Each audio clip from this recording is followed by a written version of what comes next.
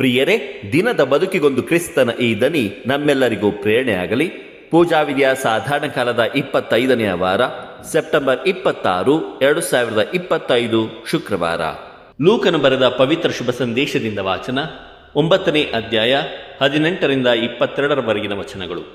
ಆ ಕಾಲದಲ್ಲಿ ಯೇಸು ಏಕಾಂಗಿಯಾಗಿ ಪ್ರಾರ್ಥನೆ ಮಾಡುತ್ತಿದ್ದಾಗ ಶಿಷ್ಯರು ಸಮೀಪದಲ್ಲೇ ಇದ್ದರು. ಜನಸಾಮಾನ್ಯರು ನನ್ನನ್ನು ಯಾರೆನ್ನುತ್ತಾರೆ ಎಂದು ಯೇಸು ಅವರನ್ನು ಪ್ರಶ್ನಿಸಿದರು.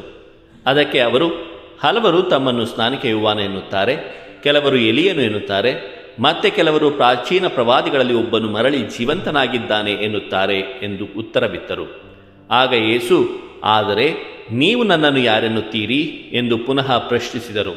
ಅದಕ್ಕೆ ಪೇತ್ರನು, ದೇವರಿಂದ ಅಭಿಷಿಕ್ತರಾದ ಲೋಕೋದ್ಧಾರಕ ತಾವೇ ಎಂದು ಉತ್ತರ ಕೊಟ್ಟನು. ಈ ವಿಷಯವನ್ನು ಯಾರಿಗೂ ತಿಳಿಸಬಾರದೆಂದು ಯೇಸು ಶಿಷ್ಯರನ್ನು ಆಜ್ಞಾಪೂರ್ವಕವಾಗಿ ಎಚ್ಚರಿಸಿದರು. ಇದಲ್ಲದೆ ನರಪುತ್ರನು ಕಠಿಣವಾದ ಯಾತನೆಯನ್ನು ಅನುಭವಿಸಬೇಕಾಗಿದೆ. ಸಭಾ ಪ್ರಮುಖರಿಂದಲೂ ಮುಖ್ಯ ಯಾಜಕರಿಂದಲೂ ಧರ್ಮಶಾಸ್ತ್ರಿಗಳಿಂದಲೂ ಆತನು ತಿರಸ್ಕೃತನಾಗಿ ಕೊಲ್ಲಲ್ಪಡುವನು. ಆದರೆ 3ನೇ ದಿನ ಆತನು ಪುನರುತ್ಥಾನ ಹೊಂದುವನು ಎಂದು ಅವರಿಗೆ ತಿಳಿಸಿದರು. ಪ್ರಭುವಿನ ಶುಭ ಸಂದೇಶ.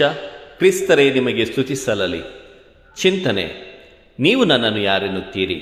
ಪ್ರಭು ಯೇಸುವಿನಲ್ಲಿ ಆತ್ಮೀಯರೇ, ಯೇಸು ಕ್ರಿಸ್ತರು ಅದ್ಭುತ ಕಾರ್ಯಗಳನ್ನು ಮಾಡುವುದನ್ನು ನೋಡಿದ್ದ ಜನರು ಅನೇಕ ಅಭಿಪ್ರಾಯಗಳನ್ನು ಹೊಂದಿದ್ದರು.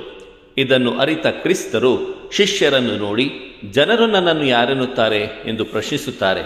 ಆಗ ಶಿಷ್ಯರು, ಕೆಲವರು ನಿಮ್ಮನ್ನು ಎಲಿಯನೆಂದರೆ, ಇನ್ನು ಕೆಲವರು ಯೆರೆಮೀಯ, ಮತ್ತೆ ಕೆಲವರು ಸ್ನಾನಿಕ ಯೋಹಾನ, ಮತ್ತೆ ಕೆಲವರು ಪ್ರಾಚೀನ ಪ್ರವಾದಿಗಳಲ್ಲಿ ಒಬ್ಬರು ಮರಳಿ ಜೀವಂತನಾಗಿದ್ದಾನೆ ಎಂದು ಹೇಳುತ್ತಾರೆ ಎಂದು ಉತ್ತರ ಕೊಟ್ಟರು. ಆಗ ಯೇಸು ಪುನಃ 2ನೆಯ ಪ್ರಶ್ನೆಯನ್ನು ಕೇಳುತ್ತಾರೆ, ನೀವು ನನ್ನನ್ನು ಯಾರೆನ್ನುತ್ತೀರಿ? ಇದು ವೈಯಕ್ತಿಕವಾದ ಪ್ರಶ್ನೆ. ಆಗ ಪೇತ್ರ, ಅವರೆಲ್ಲರ ಪರವಾಗಿಯೇ ಎಂಬಂತೆ, ದೇವರಿಂದ ಬಂದ ಅಭಿಷಿಕ್ತರಾದ ಲೋಕೋದ್ಧಾರಕ ತಾವು ಎಂದು ಹೇಳುತ್ತಾರೆ. ಪ್ರಿಯರೇ, ಕ್ರಿಸ್ತರು ನಮಗೆ ಇಂದು ಯಾರಾಗಿದ್ದಾರೆ?